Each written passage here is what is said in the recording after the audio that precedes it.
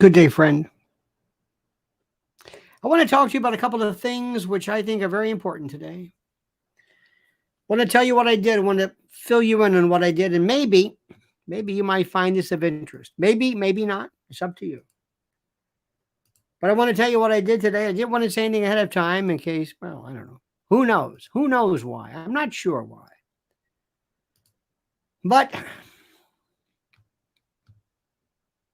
there are very, very few things that come to mind that I think are as fascinating to me as the body, health, technology, and the like. And I say to you right now, dear friend, dear friend, that I did something today, which I do. I think most of us do. After a certain age, I got my colonoscopy. That's right. And I'm here to tell you all about it and all of its incredible glory, whether you like it or not. I'm here to tell you. We're also going to talk about from that to the death of William Friedkin, who was responsible for one of the most important films, I think, of our time. I think that most of us have been absolutely just fascinated by what it is. And that's, of course, The Exorcist. We'll talk about that. And this lunacy involving, I guess, debates and the like. But let me tell you, first and foremost, one of the things which I want to share with you. People are the biggest babies that I've ever seen when it comes to, and I don't know why, when it comes to the idea, to the notion of colonoscopies, because they make the big deal about the prep. I don't know if you've ever had, who here has had a colonoscopy? Show of hands. Anybody? Oh, be proud. Raise your hand. Come on. Who here has had a colonoscopy?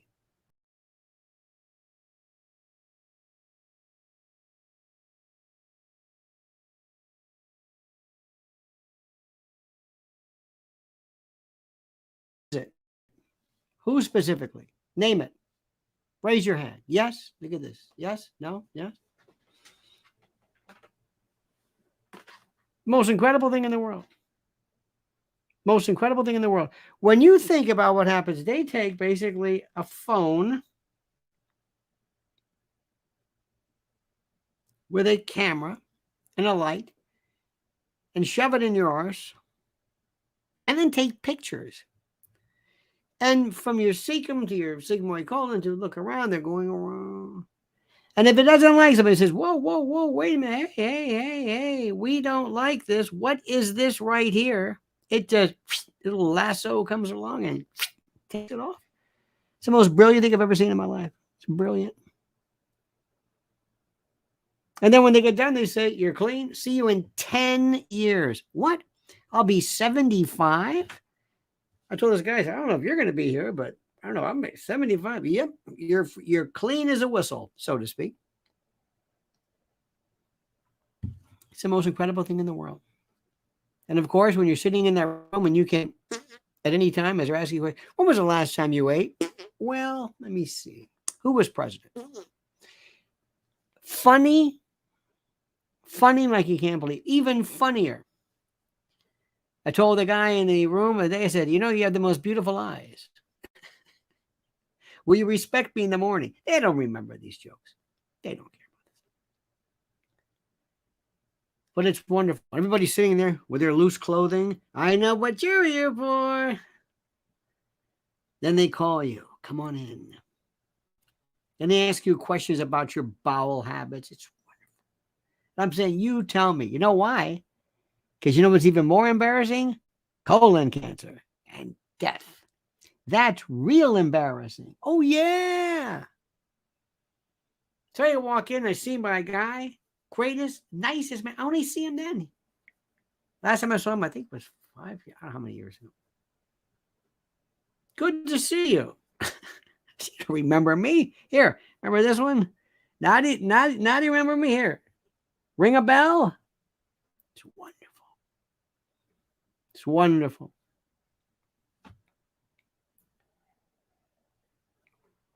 And I asked him, and I said, 5 years? Nothing. 10 years. 10 years. You sure? 10 years. You sure about that? Yep. Talked to a friend of mine, a radiologist. He goes, you sure 10 years? Yep. Okay. And they talk about the prep. You ever heard these babies? You ever heard these babies? Oh my God. Did you ever see these babies? Oh, the prep. The prep. They make such a big deal about it. Ladies, you who have given birth, this is nothing. I saved the box for you. Sutab. Don't bother me. I saved this for you. You get 2 of these pills, 12. 16 ounce, fill this up. 1 every 5 minutes for an hour. Then you wait an hour. You drink another one of these. Wait a half an hour. Drink another one of these. 4 o'clock in the afternoon. 10 o'clock, do it again. And the best part about this is after you take it, you say, okay, I've taken it. Now what? It's that you want to hear like a drum roll. What? And he said, don't worry about it. Take it easy. You sure this works? Oh, it works. You sure? Absolutely. It works. Okay, I don't know. Because, if I said, and then that feeling of, uh-oh, it's working. Get out of the way. Nothing serious, nothing to do. And you're thinking, this is great. The worst part about it, oh my God. Can I tell you the worst part? They like you to do like 5 days before, like eating like no fiber, no roughage, nothing with seeds, nothing with flavor, nothing with color. Meat, I don't do that. Tofu, cream of wheat, bread, pasta, horrible.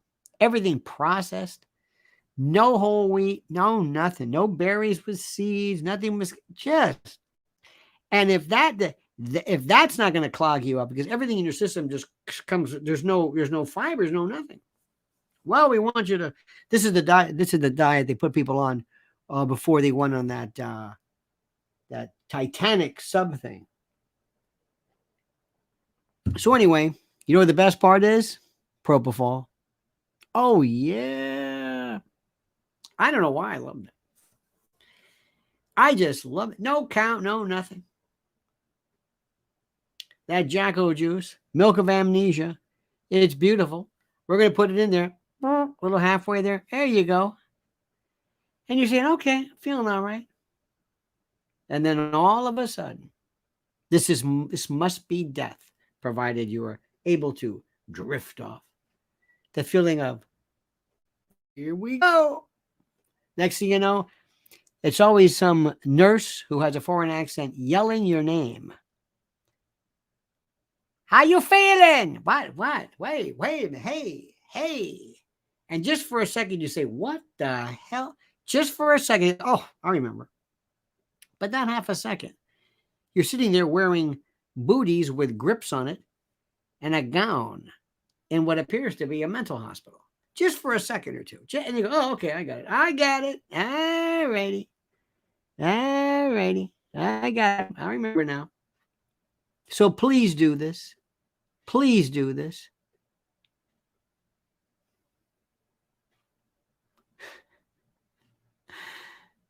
Liz going through it's a wonderful adventure, isn't it, Liz? Coming into grips with yourself. So if you have had any hesitancy, please do this. Because I was looking at some YouTube videos of some pretty nasty malignant tumors, and they're not good. They're not good at all. Now, next news is William Friedkin died. What a weird guy. What a weird, weird guy. His interviews were so strange, so odd. He was 87. He had just lost. He had just won an Academy Award for French Connection with the greatest chase scene. Well, one of the greatest. The guy's name, the stunt driver's name was Bill Hickman. Bill Hickman also was a stunt driver in Bullet. Bill Hickman was the best. And I respectfully submit, I think the chase scene in Short Time with Dabney Coleman, I thought was much better. But so they just did this whole thing. And Friedkin was weird. When it came, I've seen so many documentaries on the Exorcist. So many of them. So many more than you can imagine. And that was a weird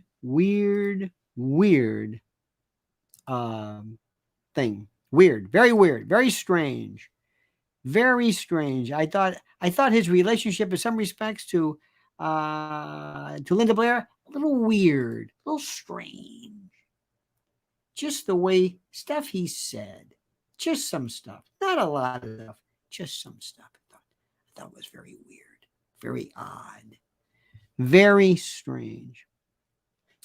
But do you in fact, I found out also that The Exorcist was filmed right kind of in our hood, not too far from here.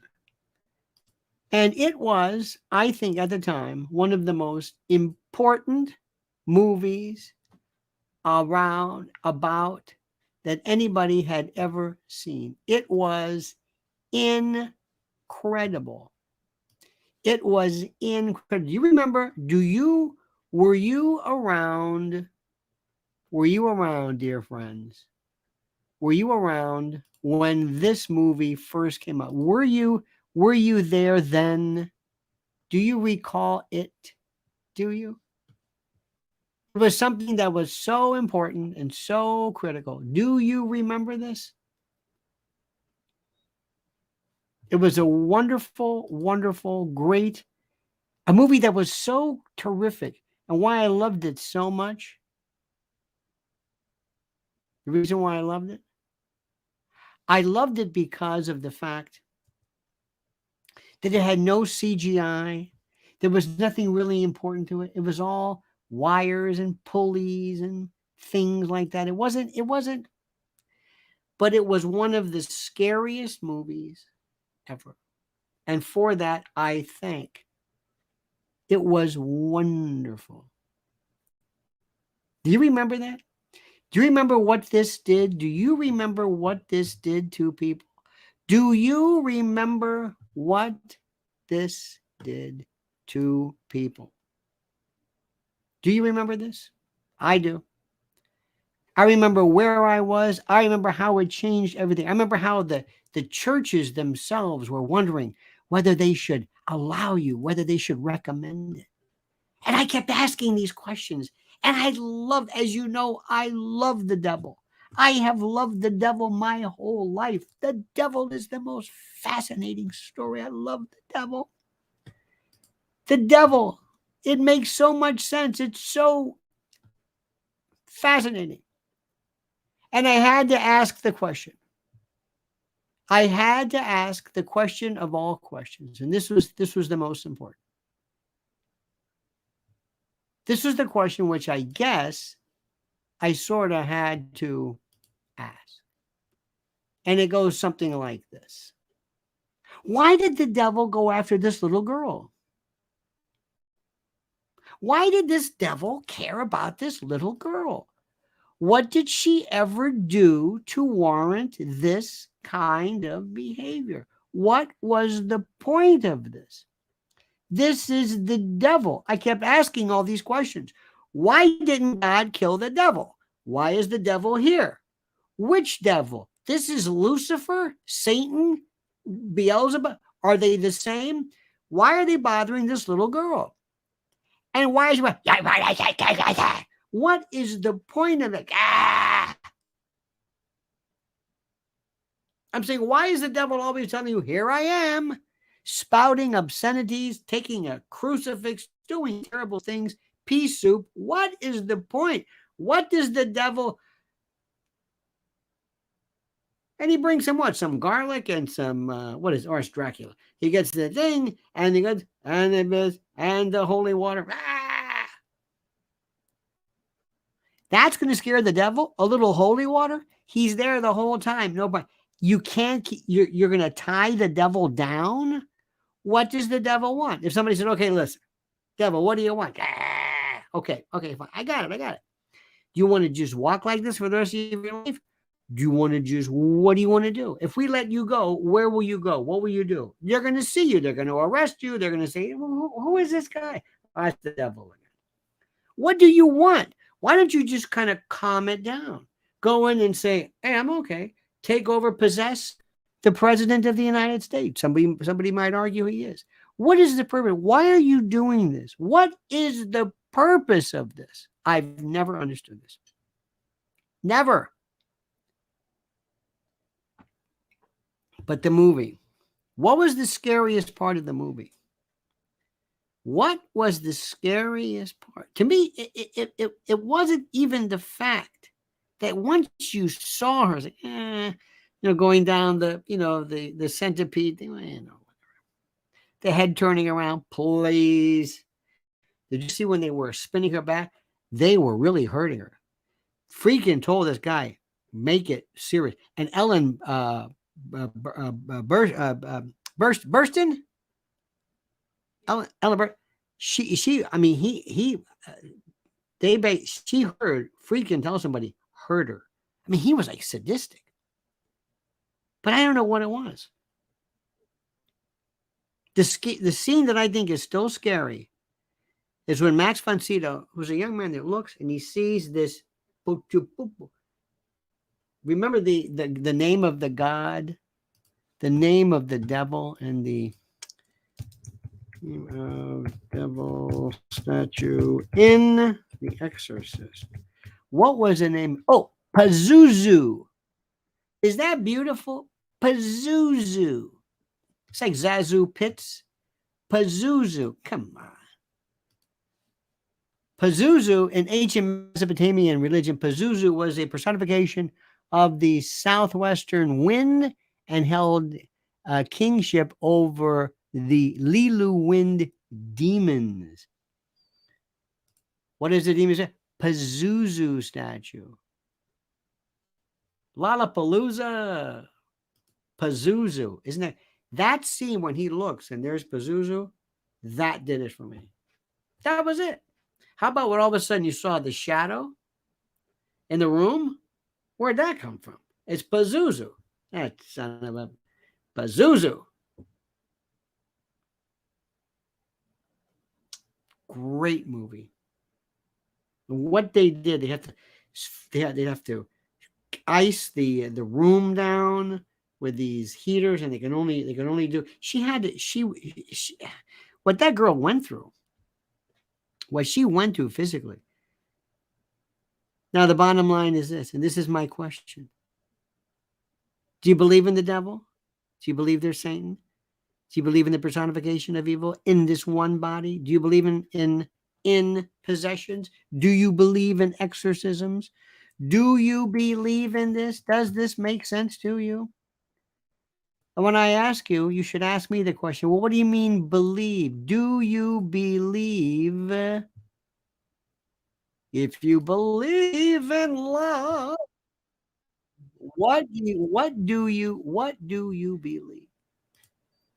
Do you believe in a devil? Do you believe in this? It's a very interesting thing. A devil. The year 2023. Do you believe in the devil? Do you? Of course you do. I know you do. You love the devil. The devil is the perfect personification of evil for you. You wouldn't let the devil go by. Oh, no, no, no. You love the devil. You love the devil. You love him. And you will say he exists. And how do you know that? Because look at all the evil in the world. Couldn't the evil exist without him? No. Really? No. You mean to tell me that without the devil, there would be no evil in the world? Yes. Do you mean that? No. Ah. So does the devil supplement evil? Does he exacerbate evil? What does this do? Have you thought this through? No, I have not. But I like to say this because it makes things make sense. When you say it is evil, it is Satan, it is satanic, it is communism, it is Marxism, it is whatever, it makes people feel, it identifies the objectification of something. It's perfect. And I understand completely. Do you know that the devil is something that is somewhat new? It is brand new. It didn't exist before. And the personification, the morphology, the phenotype, if you will, of devil is new, and it pretty much mirrors that of Pan. It's pagan, the hoof and all of that stuff. Do you know that? Do you believe in evil? When somebody does something, if I am Ted Bundy and I am killing people, and I am killing people because I am a serial killer, a rarity, am I killing you because it is a part of a pathology that I have, or is it because of evil, or does evil merely describe what I'm doing? For example, can you look at some people used to call rape lust? I'm thinking that's not lust. It's not meant at all. It's violence. What do you call drug addiction? What do you call that? Crave, lust, self. You've got to give it a good name. These names don't really apply. Evil. It's a collective way of saying things. It's a collective way. Goodness, evil. There's goodness in the world. I lost my wallet and somebody found it and brought it to me. There's goodness in the world. It's kind of like good. It's just kind of like a collective term, as opposed to goodness was a force that motivated this person. No, it was something used to define, to describe that which he did. But it doesn't exist in and of itself. Goodness is not a force. It's what we use to describe certain things. Sometimes people do things because they feel good being good. Some people feel good because it's part of their religion. Some people feel good because it's whatever it is. And some people do it because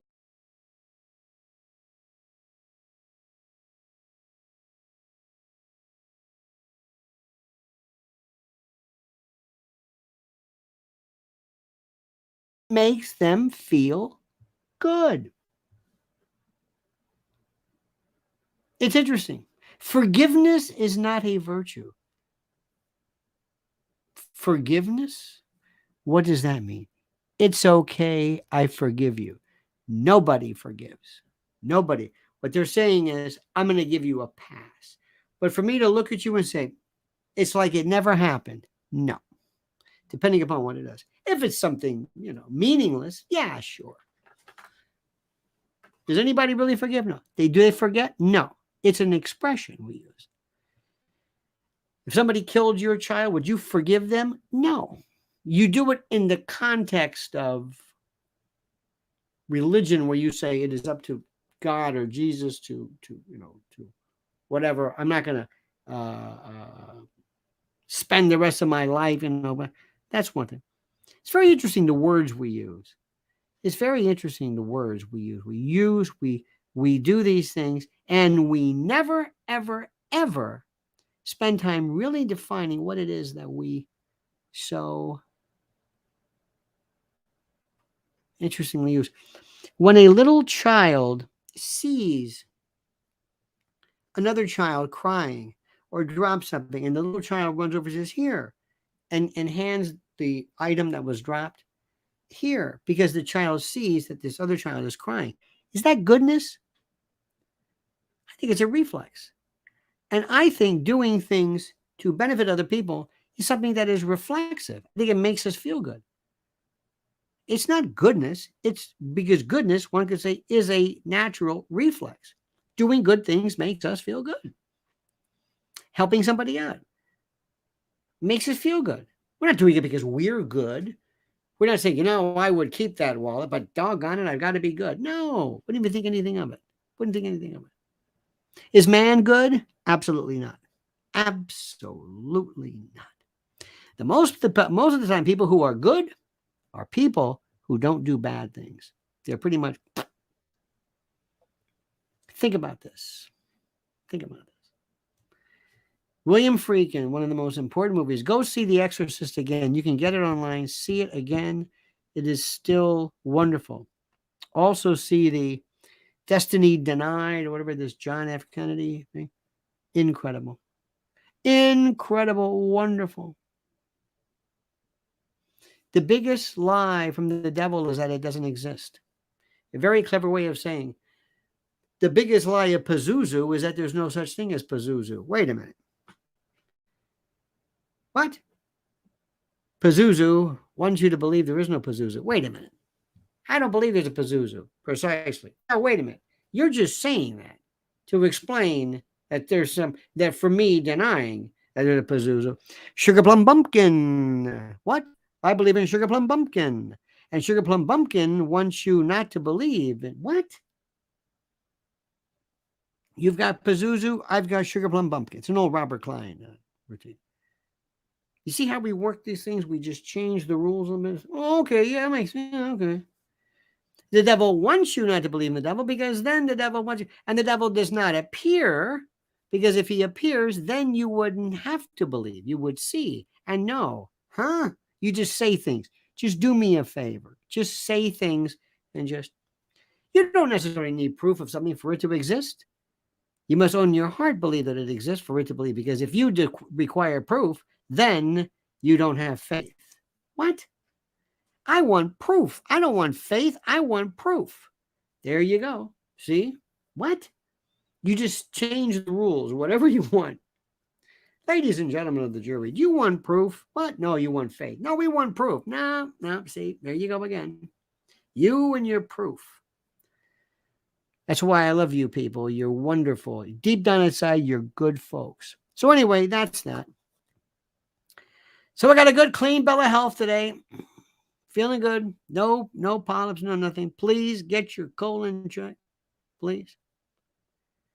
I used to always tell people, and colon self-examination is very important. How do you do that? Stand on a chair. Nobody really got that. Doesn't really matter. And William Friedkin, thank you. You were creepy as hell, but weird. But your movie, Rosemary's Baby, couldn't get into that one. Couldn't get into that. But the devil has been, to me, the greatest source of fascination since I was a kid. Catholic school. They loved the devil. Loved the devil. Loved it. All right, dear friends. You have a great time. Did I tell you that? Let me also remind you something. This is Mrs. L. Please follow her on X or Twitter right here at Lynn's Warriors and on YouTube at Lynn's Warriors. Follow that right there. Thank you so much for that. And by the way, I mentioned this. We have our great friends today. These are our good friends at Noble Gold Investments. This is a fellow by the name of Colin Plume. He is the nicest person I have ever met with one of the greatest products ever. Give them a call at 877-646-5347. And there's a link right here. You can also use a link that goes to my account, so to speak. That's fascinating. Metals, and gold, and silver. All right, dear friends, you have a great and glorious day. Thank you, not for being who you are, but what you appear to be. We'll see you tomorrow, same bad time, same bad channel, 8 a.m. And tomorrow I get to have oatmeal. Yes. With wild blueberries and walnuts and flax and my sprouted bread. And oh, today I had corn. I love it. Corn, mushrooms, kale. I can live again. All right, dear friends. Thank you. See you tomorrow. Don't forget these words, this sayonara, this valedictory. The monkey's dead. The show's over. Sue ya. Da-da.